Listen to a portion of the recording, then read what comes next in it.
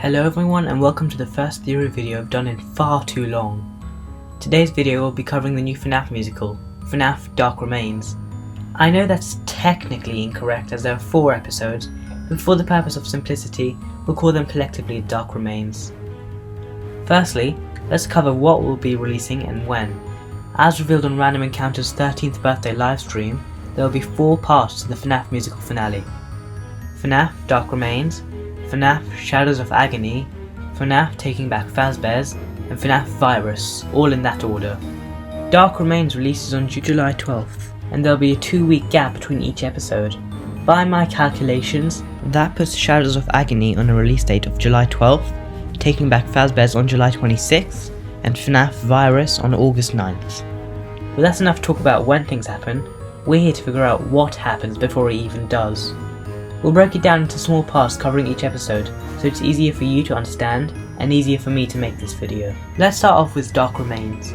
We know that it takes place literally right after Web of Lies, which ended with Glitchtrap being set free from the digital world and sending off the puppets / animatronics to circusbaby's party works, placing it in 1988, which we already knew.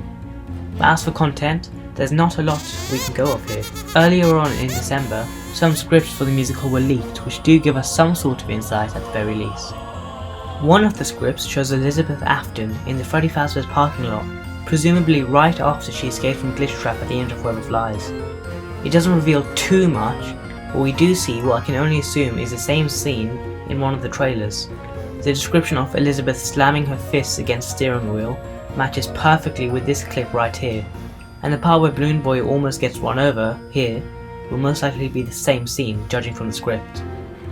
We also know that circusbaby will have some sort of involvement in Dark Remains, as it's revealed in the trailer that she's the one who opens the box containing the animatronics, although the amount of screen time she gets in the episode is definitely very difficult to tell.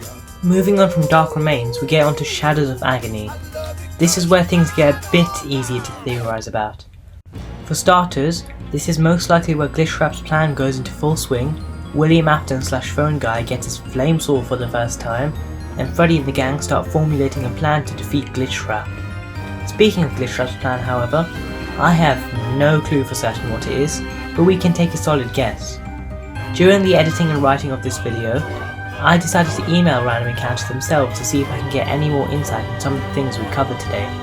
I sent a pretty straightforward email with 3 questions, with the first one being if there was a way to figure out Glitchtrap's plan from the trailers alone. And in just under 3 hours, I got a response from none other than the lovely Gwen. So on the extremely off chance you're watching this, thank you for that email. Anyway, this prompted me to do a bit further digging than just leaving it as, I don't know what his plan is.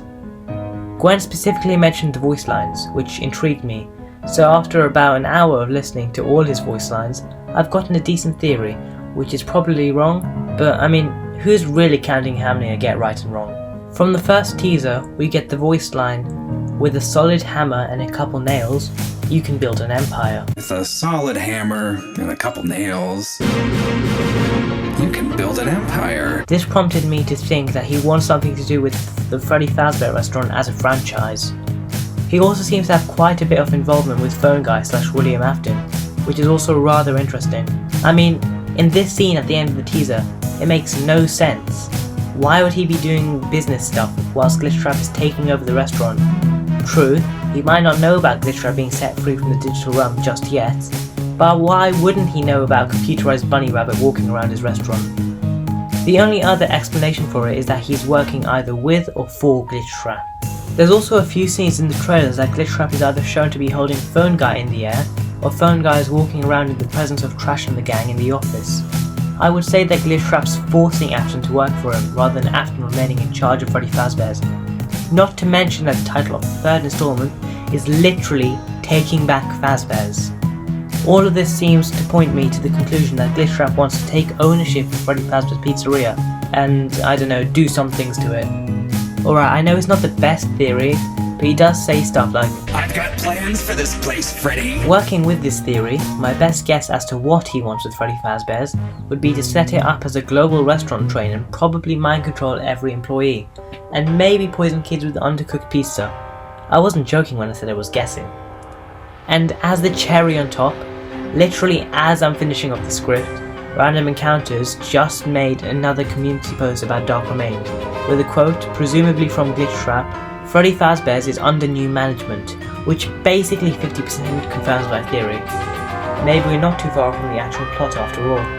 Anyway, moving from that somewhat abomination of a theory, we know from the opening scene of FNAF Weboflies that the restaurant is due for a board inspection due to Afton's unconventional methods of making sure kids don't leave his restaurant. The title alone tells us that there'll be some sort of unsettlement in the episode, and my bet would be on circusbaby trying to escape. Throughout both trailers, we've seen bits and pieces of circusbaby trying to escape, from her menacingly walking down the hallway to going full out granny on the technicians. I also think that we're going to see more of Vanny in this episode too. During the final trailer, she says that everyone is there. I don't think that she'll be working with glitchtrap though. Instead, it seems like she'll be working against him. Judging by this scene shown in the trailer and this community post, it looks like she's going to be attacking Trash and the gang while glitchtrap is off napping or something. I don't know. Taking back Fazbear seems rather easy if I'm being honest. As the title suggests, the episode will be about kicking out glitchtrap from the restaurant and quite literally taking it back. At this point, glitchtrap's plan seems to start going wrong, and he'll probably blame it on Trash and the gang. From quite a few scenes, it looks like he doesn't particularly treat his henchmen quite well.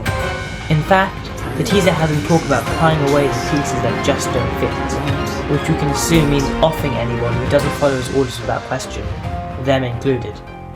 I'm also assuming that this is the episode where Elizabeth meets up with the animatronics and they make a plan, although it doesn't seem like Elizabeth trusts it very much.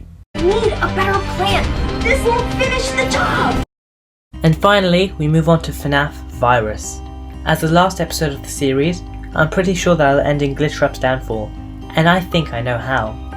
As we've said earlier, glitchtrap doesn't seem to treat his minions in a very good way, and they probably would get sick of it eventually.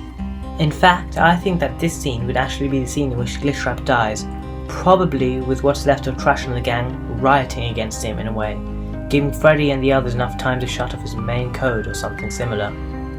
RE also said a while back that they wanted a way to be able to connect the ending of the prequel series to the beginning of the original Supercar, so I have a feeling that it'll lead into William Afton calling Markiplier up about a position at Freddy Fazbear's. So, that's all the episodes covered, but there's still a few more bits and bobs I want to talk about. For example, where's Nate? Who will die? Will Matpat end up singing? Alright, maybe I can't solve that last one, but the other two we can definitely probably have a good shot at. We know that Nate's more than likely to be in the musical due to all the Instagram posts back around Christmas. At the end of Ground Zero, Phone Guy calls up a certain someone to who he refers as Mr. Wants to Battle, i.e. Nate. Hello? Is this Mr. Wants to Battle? Oh, perfect. I've got some big news. The position here at Freddy's just opened up. I don't know exactly when he'll be showing up, if he does, but I'll go along with the assumption that he'll be either in Shadows of Agony or Taking Back Fazbear's, when glitchtrap might try to hire him. As for characters dying, this was the second question that I sent in my email, and honestly, the response was quite vague. But hey, what am I expecting when asking questions about something that's over a week away from releasing during the time writing the script? However, Gwen said the stakes would be very high, and that even though some of the information from 2 years ago about some characters dying may be inaccurate, she did say that she can't mention how many will meet their end, which means that somebody probably will. As a completely blind guess, we'll go Elizabeth, mainly because we don't see her in the original Supercar of the FNAF Musical, and glitchtrap because he's a villain and he's supposed to die either way. I also think that some random kids are going to have their head bitten off at some point due to this line from original Night 3. Saw kids burst in tears, a bear start eating the face. Can't legally let stinky animatronics bite children either. Hey, it was an accident! But we'll have to see about that. So, that's all the pieces, but let's put it together for the end of this video. Dark Remains picks up where Web of Lies ends off, with glitchtrap being freed from the digital world and starts his plan to take over the restaurant chain. And at the same time, the animatronics arrive at Circusbaby's, where they are freed from their box by none other than Circusbaby herself. In the meantime, Elizabeth escapes from death at the hands of glitchtrap and goes home to figure out her next move. As for the song, Probably glitchtrap lamenting about how he was created or something, judging from the temp track we got last week in the FNAF Finish the Lyric Challenge. The poison used against me ate through my very soul, and rage was all I found to fill the hole. Shadows of Agony picks up after that, and glitchtrap's plan is in full swing. He's taken over the entire restaurant chain and starts to kill people if they don't agree to help him. Vanny, in the meantime, realizes that glitchtrap is not really the best leader, and takes care of trashing the gang. Circusbaby reluctantly agrees to help Freddy, Bonnie, Chica and Foxy to get back to Freddy Fazbear's, but quickly changes her mind, and Elizabeth meets up with them to help defeat glitchtrap. In taking back Fazbear's, they manage to get to Freddy Fazbear's pizzeria, mostly successfully, but right at the very end, glitchtrap notices they made it into the building and scrambles to their location, and the episode will most likely end with this line of, You're a 1 who's about to become a 0. which, by the way, is literally the coolest line I've ever heard delivered. Anyway, FNAF Virus will have the shortest runtime out of the 4, with glitchtrap finally being defeated, Circusbaby's probably being burnt down, and Afton being restored to his questionably rightful place as owner of Freddy Fazbear's. And that, my friends, is what I believe to be the main storyline of the prequel FNAF the Musical series. Obviously, there's some things that we've left out, like Mike and Eggs or Alexandra. We know they will be returning to reprise their roles, but not how. My main guess is that Eggs survived the Vanny attack and went to therapy, which is what I believe this scene to be in the trailer, but we'll just have to wait and see how it all plays out in 2 weeks on July 12th. And remember, that's just a theory. Okay, never mind, I'm not matpat. Oh well, thanks for watching, and I'll see you in the next video.